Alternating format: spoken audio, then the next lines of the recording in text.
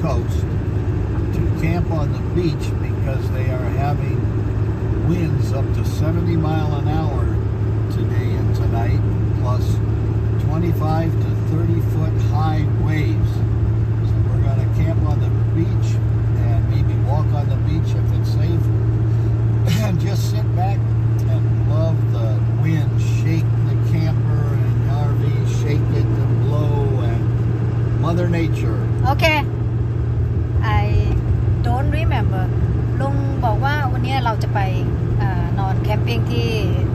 แปซิฟิกที่แปซิฟิกโอเชียนนะคะที่ออริกอนโคสต์ก็วันนี้ลมมันแรงแล้วลุงเขาอยากจะไปนอนฟังเสียงคลื่นเสียงลมทะเลหฤโหนนะคะไม่ใช่ฟ้าใสฟ้าสีฟ้าทะเลสวยอะไรงั้นไม่ใช่นะคะก็ลมแรงประมาณ70ไมล์ต่อชั่วโมงมั้งคะไม่แน่ใจตอนนี้ก็เพิ่งจะเดินทางมาได้แค่20นาทีนะคะ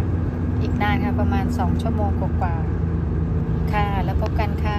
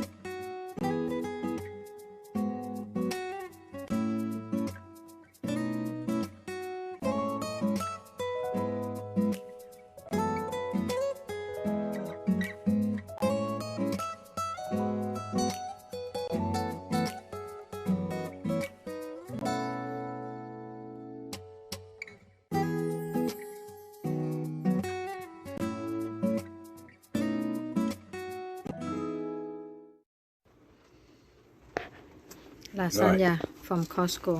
อันนี้ก็ลาซานญ่าจาก Costco นะคะสรุปแล้วไม่ได้ไปนอนข้างถนนนะคะได้มานอนในแคมป์กราวด์จ่ายตังค์ไม่กี่เหรียญแล้วค่ะเพราะว่าคุณลุงจากโอเว่นyou need to I just let it heat up. Might as well use it. กินก่อนนะคะ